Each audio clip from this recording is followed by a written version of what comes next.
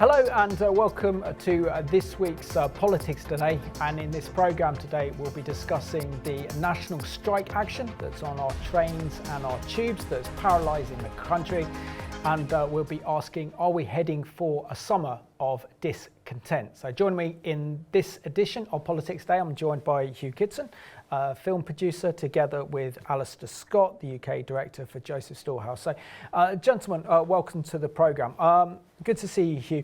What would you make of this industrial action that has kind of paralysed our country for over a week with the train disruptions and tube disruptions, the unions really holding the nation to ransom, not satisfied with a 3% pay increase, and of course at this time we're all living in a very difficult time economically with the high cost of living, inflation is going up, and also we've just come out of a pandemic as well, so not really the time for mass industrial action, and the nation needs to pull together. What are your thoughts, Hugh, on the current political situation that our nation finds itself in? Well, I would agree with what you've just said, that this group of people, the RMT in particular, are holding the nation to ransom. But I think there's something a lot more sinister. I mean, the RMT have been pretty militant over the last 6-7 years anyway, certainly with Southern Rail and Southwest Railways as well.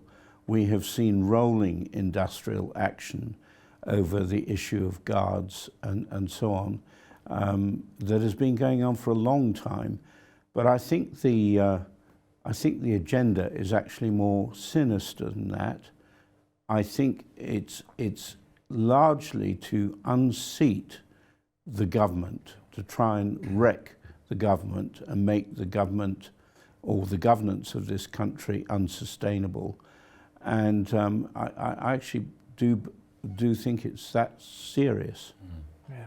And Alistair, I mean, the mainstream media and all our national news papers are actually reporting on that this is the biggest industrial action that we've seen in over 30 years. And the last big industrial action that we've seen on this scale, as we're seeing this week, actually occurred in 1989. And people were encouraged to actually drive into central London, to actually open up some of London's parks as giant car parks so people could get into work. But the Mayor of London, Sadiq Khan, said he doesn't want this to happen this time because of the environment and for eco reasons. But I mean, after everything this nation has been through, particularly with COVID-19, the lockdowns, the restarting economy, then the starting up of the economy again, is this the right time with rising fuel costs and rising food prices and energy crisis to have a kind of summer of discontent? Absolutely. I mean, the timing is terrible, isn't it? As a nation, we've come through the pandemic, we've come through so much. I remember in 1989 being another time where the economy of the nation was really struggling, because I can remember having suddenly interest rates going up from what were high anyway, 8% to about 14% in one day. So it was a tough time, but I totally agree with Hugh. It does seem it's an opportunity for the RMT to really put pressure on a government who is, the government is struggling. We have seen one crisis after the other, and a lot of stuff coming up into the open of lies and covering lies and so on. So it is such a time when people are cynical about politics anyway, and they're certainly not too much in favour of our present cabinet and Prime Minister, to come in with this difficult situation at a time when our economy is struggling. The world economies are struggling. It's not just UK. Right across Europe and USA, we can see that USA expecting a recession in the coming months as well. But RMT, as we say, it's a very militant union, and they have an agenda. I mean, I agree, inflation is at a ridiculously high level, and we're all feeling the effects of that. But it doesn't mean that just because you have a union with a lot of members, you put that added pressure on. negotiation is a great word. No one seems to want to negotiate. So, yeah, I believe the timing is very, very bad. I don't think the public generally will be too supportive. It's all right for a day or two, but if it starts being a regular thing, as it was in the winter of discontent back in the 70s, which I just about remember too well, yeah, I think that'll start to challenge the support they get from the general public. At the moment, I've listened to some of the debates, and it's like almost a 50-50 situation. Yes, most people are saying, I understand, because I'm finding it difficult to survive, having to pay these extra prices for petrol. Yeah, but we're all on the same exactly. page. And why should they have a different agenda from or a different opportunity to everyone else? And 3% is better than we're getting offered in the private sector. So, yeah, negotiation would be good. But I think I'm totally in agreement with you. The timing is wrong, and I think there is an agenda. It's an attempt to the pendulum swings one way and the other, and they're trying to get this government out and get a more socialist government in. Yeah. Yeah, I was just going to say, I think the timing is not just bad, it's deliberate, actually. Yeah, they're capitalizing on an economic crisis that's worldwide, and they're doing it for political reasons and also to, of course, feather their own nests. Yeah. And Hugh, the other aspect, if, for example, we know that as of kind of last week, you know, Boris Johnson was very, very badly damaged in that vote of confidence in his leadership. Do you think because he doesn't have that kind of political authority anymore, and that's been completely eroded away, despite the fact he's got an 80 seat, well, probably less than that now with a couple of by-elections coming up this week, but certainly a 75 plus majority in the House of Commons should be able to get through any legislation that he wants. He's never going to find it easier to actually govern, but it seems like he's eroded his whole political authority, and he's paying the price for that, but also it seems like the country's paying the price. And if the Conservatives don't get to grips with this, or the government doesn't get to grips, isn't there a great danger then that the Conservative Party will lose its kind of Margaret Thatcher legacy and heritage?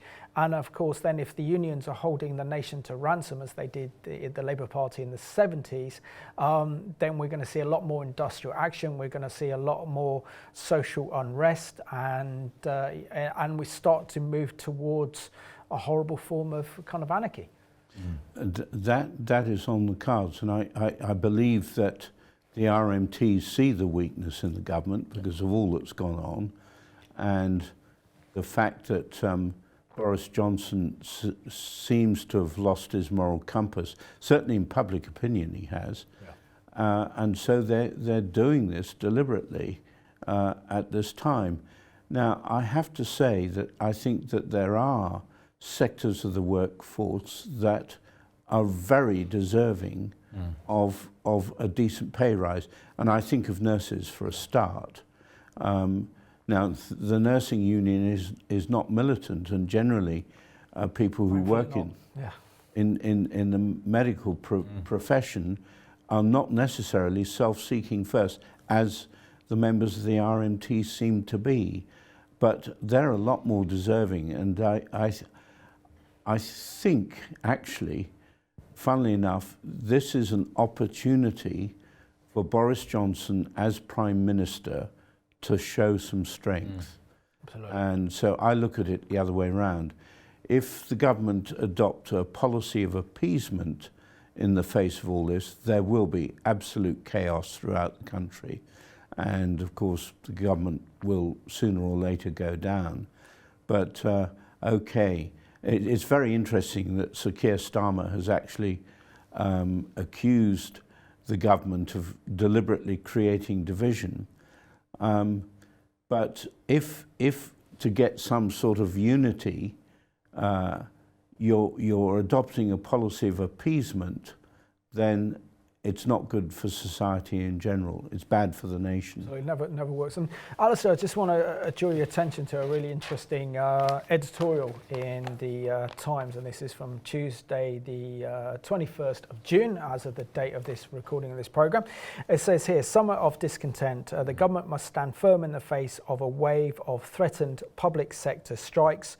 Once an inflationary spiral is underway, it is extremely hard to reverse. And he says this, which is very damaging on Boris Johnson. It says, when the first signs of worker shortages started to emerge last year, Boris Johnson welcomed demands for higher pay by lorry drivers, agricultural workers, and hospitality staff, among others, as a sign of Britain's post-Brexit economic success. At his party conference in October, he dismissed fears about inflation and called for employers to give their workers pay rises. Then he goes on to say that when Andrew Bailey, governor of the Bank of England, called for people to show restraint when requesting wage increases, the Prime Minister rebuked him. The government, he said, wanted to pay rises because it was creating a high-wage, high-tech growth economy. As many noted at the time that Mr. Johnson's comments were at best economically illiterate, given that pay rises unaccompanied by productivity gains are bound to be inflationary. And now with inflation at 9% and the forecast to rise to 11%, it's hardly surprising that he's changed his tune. So I guess this really does bring into some other serious questions.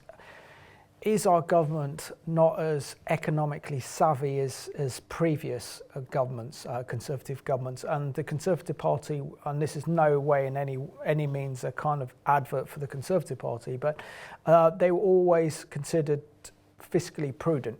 But now, according to this Times editorial, really puts that under threat. I can kind of understand why that was written towards the end of, or that comment from Boris was towards the end of last year. We were coming out of the pandemic. People had been living through a nightmare, really, and you could understand why he would try to sort of say something that would encourage the people. But, I mean, economics proves that the best way to improve the economy of the nation is increase productivity, not just pay out extra money to appease or make friendships with the public. And I guess it's coming back to haunt him now. He came against the Bank of England's recommendation at the time and rebuked the bank's leaders there, the governor of the Bank of England. And I'm hoping that there are people within our government who understand that there are better ways to achieve what they're wanting to achieve. Yes, we want to see, of course every government wants to be popular with the people, and it was the toughest time we've probably experienced in my lifetime. And you're talking about a generation before me that came through the Second World War and its aftermath. But for sure, it's one of those difficult situations. Having said that, 6 months, 9 months ago, we're now in this situation where it's being proved right that inflation is running out of control. So now they have to literally turn. I think with most leaders and most public, if the leader said, look, I got it wrong, I made a mistake, let's turn it around, let's do what we can to put it right. It's thinking about the welfare of the people rather than popularity. Sometimes every government, every leader of a business has to make decisions which are not popular necessarily with the people who are working for him. But that's what strong leadership is all about, is recognizing to do the right thing even if it's not popular. And unfortunately, right across the world, we haven't got strong leaders in government. I mean, that's a generalization, but if you look at the major nations, and this is why we have this problem going on in Ukraine, because Putin has looked around and said, these government leaders are pretty weak. They won't challenge. It's a bit like Hitler was back in the 30s. He checked out how the nations were going to react, and he did what he did, and there was a huge fallout as a result. So yes, we must pray for our leaders and pray that they would be strong, like Hugh's just said, that this gives us an opportunity for our Prime Minister to show that he's strong and is right, is making the right choices.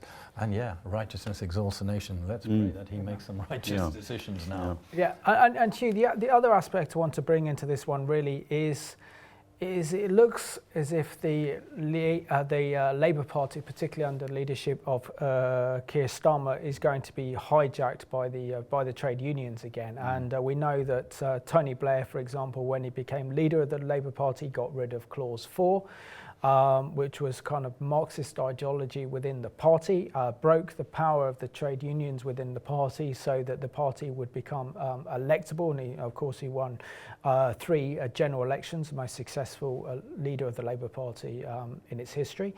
And yet it seems now that the trade unions have a real grip over the Labour Party. Do you think that if this continuation of strikes continues throughout the summer, maybe into the autumn, this could really damage Labour's election chances?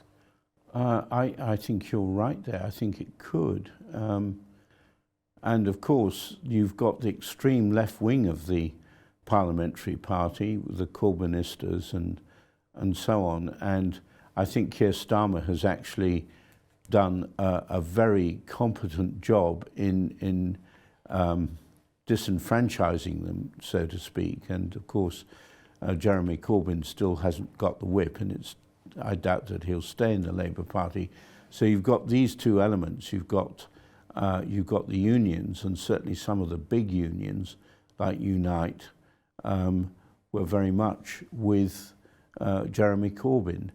And certainly the left could easily torpedo Sir Keir Starmer's leadership, or certainly his electoral chances. But who are they going to vote for if they won't vote Labour, and if they don't want to vote Conservative? You've then got the Lib Dems, which is not thinking as a Christian. Out of all the parties I can think of, it seems that they're most against Christian values. That's my take on it. I could be wrong about that. No, I think you're quite right. But I also think the Labour Party has also got sucked up into kind of these progressive so-called values that are being hijacked by a tiny minority, and that's becoming the main focus point for the Labour Party. So I don't think it's just the Lib Dems. I think it's the left in general across the West. I was too young to remember the winter of discontent. I was born in the kind of mid-70s, but I don't really remember 1979. But of course, that was an awful time, wasn't it, for the country and the nation, and the strikes, and particularly the rubbish collection that was refused to be collected on the streets as well. Share for our viewers, particularly my generation and younger, that don't have any memories of the winter of discontent, how awful that time was, and how, as a nation, we can't afford to go back almost 50 years, well, 40 plus years. I mean, I was kind of in my late teens then, so I was going through my rebellious... So you're young as well, yeah? I'm slightly younger than Hugh, let's put it that way. But I do remember it, and I remember it being particularly difficult for my parents, because my parents were the workers and getting, earning the money to keep the family. And I can remember, the rubbish in the streets and, the smell of that. And the fact that we were talking about a 3-day week work and how that affected the nation. We certainly don't, and it was the winter of discontent, not the summer. And so it's not something we want to get back into, and it was a major battle, and I think the Conservative government after that realised that there was a struggle between the power of the unions and the power of people, many people. And we talk about Tony Blair. You mentioned Tony Blair. He's a bit of a Marmite. You either love him or hate him. But there's no doubt he understood the times. He's like the sons of Issachar that understand the times. And he knew there needed to be a shift because the public was shifting. They were no longer wanting the 70s style life again, where everything closes down and your rubbish is left on the streets. You can't take a bus or a train anywhere, and you can't work. Schools are being closed down and so on. So he understood the times, and he knew there had to be a shift in the Labour Party. So the Labour Party became almost as conservative as the Conservative Party. Probably more so. Yeah, middle of the road, and economically quite savvy. He was a very good speaker too. He was a great orator, a bit like many others in other nations that followed. But we certainly are living in that time that we need now a leader to come forth with the same kind of understanding of the times we live in, and not to allow this shift to go, the pendulum to go too much the other way. We want a secure society. We want a level playing field. We want people to be well looked after. But you cannot be going so far the other way that everything gets stopped, businesses stop, and we lose our productivity. And I mentioned that earlier. Productivity, a rise in productivity means that we're going to see our economy rise fast, and that's what we need to be focusing on. Our government needs to focus on, don't allow what happened in the mid to late 70s to happen again in our nation. Let's not be crippled and paralyzed, is the word you used at the beginning, and it's true. That's what was actually happening, and we see, as Hugh has said, we see that struggle rising up again. And Hugh, we can see particularly in the economic policies, for example, that President Trump pursued, which was, well, I'm going to pull the United States out of this kind of globalist agenda, and we're going to act in the best interests of the United States economically and politically. And we really see that Boris Johnson has abandoned kind of conservative ideals and values and is governing from a kind of position of left of centre. Certainly since Biden's come to power, he's adopted more kind of globalist policies, environmental friendly policies, which are good to look after and protect the environment, but essentially they're also meaning that the price of fuel and everything else is going through the roof. Our energy prices are going through the roof as well, because we've abandoned all the old kind of fossil fuels. So it's costing us a lot more. And of course, food production as well, with the crisis in Ukraine, has really caused a kind of worldwide food problems and shortages. But do you think that our nation needs to govern in the best interest of the people rather than the interest of this kind of global village that we're living in, this global economy? Because this is where it seems to be going wrong for the majority of people in the West, that our nations are no longer governing in the best interest of their people, but are actually governing on behalf of a kind of globalist agenda. Yes, there's a bit of an incongruity about this, because Boris Johnson led us out of Europe so that we could govern ourselves sovereignly, and yet he's getting sucked into all of this other side of the globalist agenda. And it just does not make sense, really. But I do believe he has to put Britain as a nation first, like Donald Trump at the beginning of his time in office said, America first. And I think we have to do the same with Britain. Boris Johnson is fighting a war on a number of fronts. Take the immigration and the people coming across the channel, which, by the way, do affect our economy. There's no doubt about that, because the government have to pay out to look after them when they get here or whatever. But the European Court of Justice stopped this flight the other day going off to Rwanda. I would have probably acted differently if I was in Boris's shoes, but I'm glad I'm not in his shoes. But there seems to be this dichotomy, really, where we're wanting to be able to have a sovereign nation of Great Britain or United Kingdom on the one hand. And yes, we do have to take into account what's going on elsewhere in the world, but we don't need Europe or anyone else to govern us, and certainly not the unions. Absolutely. And also, Alistair, just opening up to a kind of wider spiritual argument as we reflect on what's happening in our society. There's no doubt that our nations are falling apart. There's no doubt that the national infrastructure is falling apart. Our societies are falling apart. Our government are falling apart, almost to the extent now it's almost becoming ungovernable in the United States. Here in the West, our leaders are becoming paralyzed because they're pursuing a kind of globalist agenda against the will of the people. And this is really hasn't happened in a vacuum, has it? Because once we move Jesus Christ out of our schools, out of our government, out of our media, and we turn our back on our Judeo-Christian heritage, we turn our back on God, and we turn our back on God's people, which is the land of Israel and the Jewish people, then it's no wonder that we're living in the mess that we're living in, because humanism cannot give the answers that our society needs, or the moral statutes and values in order to live correctly and righteously that exalts a nation.